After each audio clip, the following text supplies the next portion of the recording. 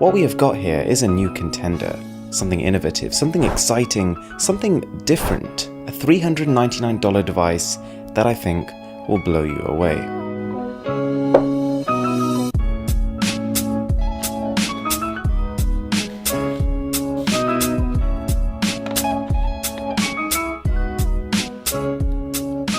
This is the Red Magic.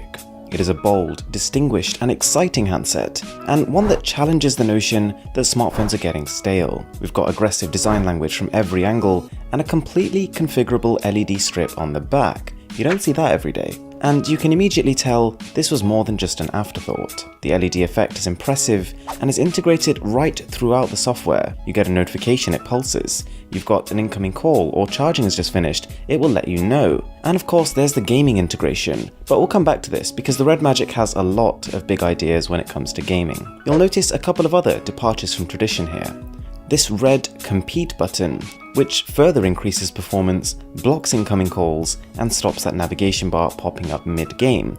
You can tell this device isn't messing around here. The fingerprint scanner isn't like one you've ever seen before, and whilst its elongated shape does take a bit of getting used to, it is fast and well positioned. However, the Red Magic's peculiarities do come at a cost. The four-way slanted back means it is really not made for flat surfaces, and this awesome looking RGB LED is on the back, so it's only really of use to you when the phone is upside down.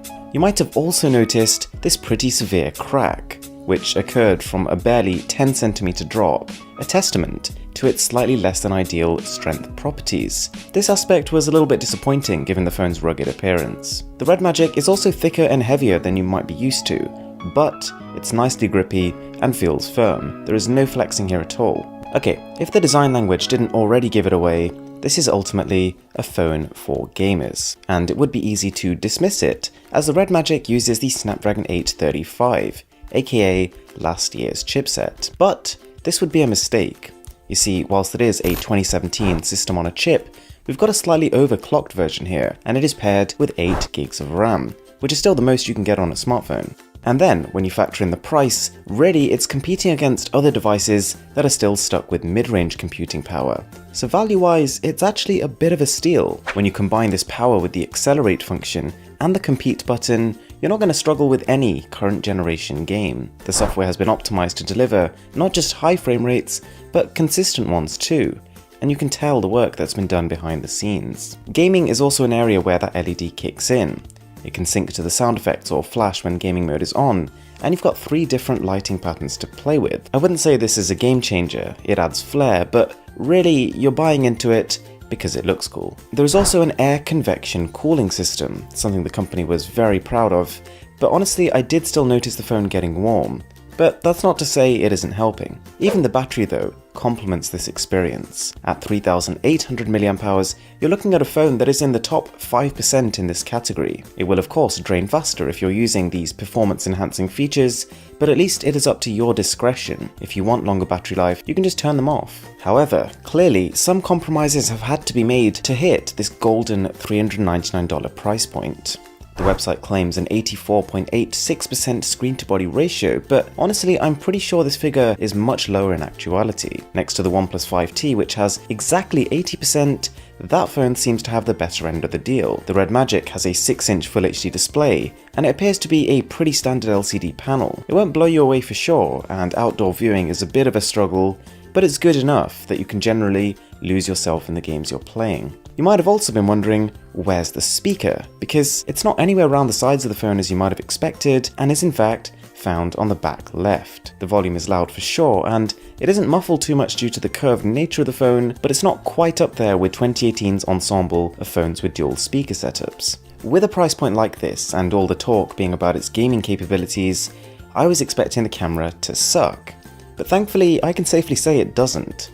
Straight off the bat, this isn't a dual camera, so you don't get portrait mode or lossless zooming here, but a real effort has been made to build useful and interesting camera shooting options. We've got everything from light painting to being able to clone yourself, and this is a great example of taking hardware that is somewhat limited and making up for it with software. And this camera is no joke. It has a 24 megapixel sensor and an aperture of f1.7. And the photos that come from it are detailed and bursting with that lovely bokeh effect. It struggles a bit with dynamic range, and there is no optical image stabilization at all. But similar to the display, it feels good enough. For someone who isn't a camera buff and doesn't need all the bells and whistles, but still wants to be able to take good-looking photos on their phone, it is a good fit. The UI is for the most part again a positive experience. Android 8.1 is a nice surprise, and we've got some smart inclusions on top of that, like a dedicated camera home screen, where you can quick select the mode you want to start in, and an all-in-one search mode. It is actually based off ZTE's Nubia OS, and it kind of feels like a darker version of Xiaomi's MIUI. We've got a similar icon shape and a similar layout, but with this phone, quite a few gaming-oriented animations and sound effects thrown in. Also seemingly borrowed from Apple's offering is a control center-like interface when you swipe up, but it'd be unfair to complain, it does work well. Okay, so whilst it's a little too early to give a final verdict on the phone, the Red Magic is exciting for sure. For a mid-range price, it is a powerful phone that is packed with unique ideas that, for the most part, it pulls off gracefully. You will notice its lack of OLED display and its single speaker compared to more expensive phones, but considering the price saving, those are sacrifices I'd be happy to make for what you're getting here. Thanks a lot for watching, guys, and if you are new to the channel, if you could smash the subscribe button down below, that would really mean a lot to me. With that being said, my name is Aaron, this is Mr. Who's the Boss, and I'll catch you guys next time.